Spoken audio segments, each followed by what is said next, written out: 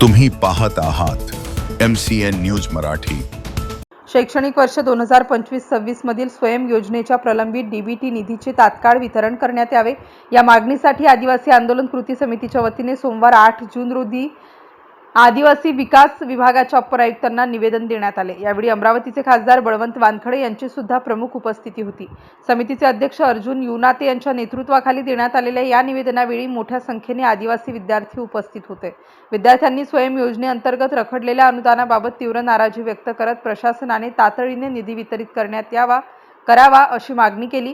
आदिवासी समाजातील बहुतांश विद्यार्थी ग्रामीण व आर्थिकदृष्ट्या दुर्बल कुटुंबातील असून उच्च शिक्षणासाठी स्वयं योजनेचा लाभ त्यांच्यासाठी अत्यंत महत्त्वाचा आहे। मात्र शैक्षणिक वर्ष संपत आले असतानाही विद्यार्थ्यांच्या खात्यात अद्याप एकही DBT हप्ता जमा झालेला नसल्याने त्यांच्यावर आर्थिक संकट ओढावले आहे। तसेच संत गाडगेबाबा अमरावती विद्यापीठाच्या कार्यक्षेत्रातील काही महाविद्यालयांच्या मान्यतेसंदर्भातील मुद्द्यांकडेही निवेदनातून लक्ष वेधण्यात आले।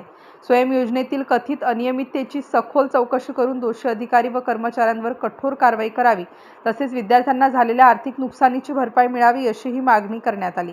यावेळी खासदार बळवंत वानखडे यांनी विद्यार्थ्यांच्या मागण्या शासनापर्यंत पोहोचवून त्यांना न्याय मिळवून देण्यासाठी प्रयत्न करण्याचे आश्वासन दिले आहे। MCN न्यूज मराठीकरिता संदीप वानखडे, अमरावती। यांनी फोन केला म्हणून आलो। आताच उपायुक्त साहेब यांच्यासोबत चर्चा झाली।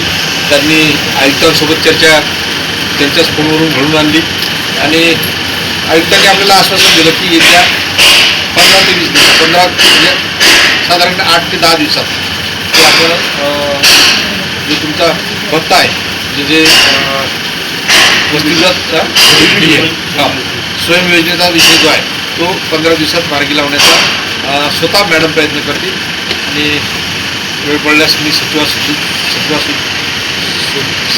सुद्धा बोलतो आणि मंत्र्यासोबत बोलतो। शक्यतो तेवढा लवकर निर्णय लागेल, कारण आम्हाला कल्पना आहे की तुमची काय परिस्थिती आहे, कोणत्या परिस्थितीत शिक्षण घेत आहेत आणि अशा परिस्थितीत आपले जर हक्काचे पैसे जर लेट होत असतील तर ते चुकीचंच आहे। शासन त्याच्यावर दुर्लक्ष करत होतात। तरी पण जे प्रशासन आहे प्रशासन सकारात्मक आहे। उपायुक्त साहेब असतील, आयुक्त साहेब मॅडम असतील, त्यांनी सकारात्मक भूमिका घेतलेली आहे। ते लवकरात लवकर तुम्हाला भेटतील। पुन्हा काही वेळ लागला तर आम्ही सोबत आहोत, तुम्हाला न बोलवता आम्ही स्वतः तिघं येऊन इथं पाठवू। साहेब, आता आपल्याला आदिवासी विद्यार्थ्यांनी निवेदन दिले, त्यांच्या काही मागण्या आहेत, तर त्यावर आपलं काय मत आहे?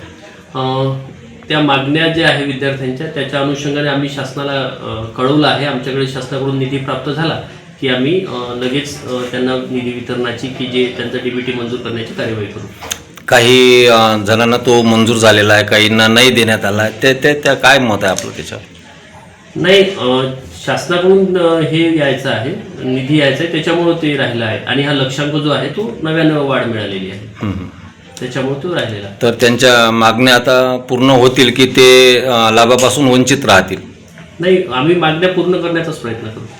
त्यांना सर्वांना लाभ देण्यात येईल का? हो, जे POनी अप्रुव्हल दिलं त्या सर्वांना। नाही, जे राहिलेले आहेत त्यांना? POनी अप्रुव्हल दिलं त्या सर्वांना आम्ही लाभ देतो। राहिलेल्यांना? हो, जे प्रकल्प अधिकारी त्यांचे म्हणजे युनिव्हर्सिटी जे कार्य कॉलेज आहे ते पहिले अप्रुव्हल देतं, त्याच्यानंतर PO अप्रुव्हल देतात, त्याच्यानंतर आमच्याकडे येतं ते। तिकडून जे आमच्याकडे येतील अप्रुव्हल होऊन त्यांना आम्ही देतो। म्हणजे यांच्या ज्या मागण्या आहेत आणि ज्या मागण्या त्या आदिवासी विद्यार्थ्यांनी केलेल्या आहेत त्यातला एकही विद्यार्थी असं म्हणजे बगर त्यांना जे मदत हवी आहे ते सर्वांना मिळणार आहे? POनी ज्या ज्या विद्यार्थ्यांना अप्रुव्हल दिलं त्यांना आम्ही। बरं, ठीक आहे।